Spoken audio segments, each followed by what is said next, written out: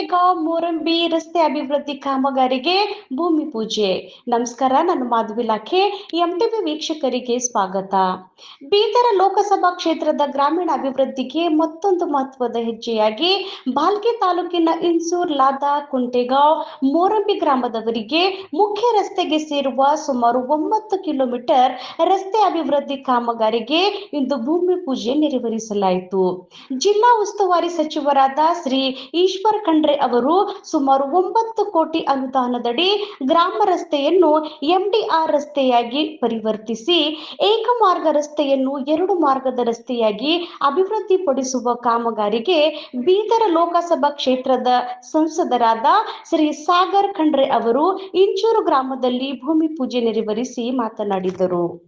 ಈ ಸಂದರ್ಭದಲ್ಲಿ ಮಾತನಾಡಿದ ಸಂಸದ ಸಾಗರ ಖಂಡ್ರೆ, ಗ್ರಾಮೀಣ ಭಾಗಗಳ ಅಭಿವೃದ್ಧಿಗೆ ಉತ್ತಮ ರಸ್ತೆ ಸಂಪರ್ಕ ಅತ್ಯಂತ ಅವಶ್ಯಕವಾಗಿದ್ದು, ಈ ರಸ್ತೆ ಅಭಿವೃದ್ಧಿಯಿಂದ ಇನ್ಸೂರ್, ಲಾದಾ, ಕುಂಟೆಗಾಂವ್, ಮೋರಂಬಿ ಸೇರಿದಂತೆ ಸುತ್ತಮುತ್ತಲಿನ ಗ್ರಾಮಗಳ ಜನರಿಗೆ ಸುಗಮ ಸಂಚಾರ ಸೌಲಭ್ಯ ದೊರೆಯಲಿದೆ ಎಂದು ಹೇಳಿದರು.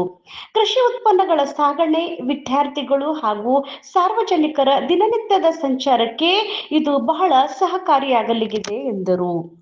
ಜಿಲ್ಲಾ ಉಸ್ತುವಾರಿ ಸಚಿವರಾದ ಈಶ್ವರ್ ಖಂಡ್ರೆ ಅವರ ಸಹಕಾರದಿಂದ ಕ್ಷೇತ್ರದಲ್ಲಿ ಹಲವು ಅಭಿವೃದ್ಧಿ ಕಾಮಗಾರಿಗಳು ನಡೆಯುತ್ತಿದ್ದು, ಮುಂದಿನ ದಿನಗಳಲ್ಲಿ ಸಹ ಜನರ ಅಗತ್ಯಗಳಿಗೆ ಅನುಗುಣವಾಗಿ ಇನ್ನಷ್ಟು ಅಭಿವೃದ್ಧಿ ಯೋಜನೆಗಳನ್ನು ಜಾರಿಗೆ ತರಲಾಗುವುದು ಎಂದು ಹೇಳಿದರು. ಈ ಸಂದರ್ಭದಲ್ಲಿ ಸ್ಥಳೀಯ ಜನಪ್ರತಿನಿಧಿಗಳು, ಮುಖಂಡರು ಹಾಗೂ ಗ್ರಾಮಸ್ಥರು ಉಪಸ್ಥಿತರಿದ್ದರು. ವರದಿ ಮಾಧವಿ ಲಾಖೆ, ಎಂಟಿವಿ ನ್ಯೂಸ್ ಕನ್ನಡ. ನಮ್ಮ ನಡೆ ನ್ಯಾಯದ ಕಡೆ.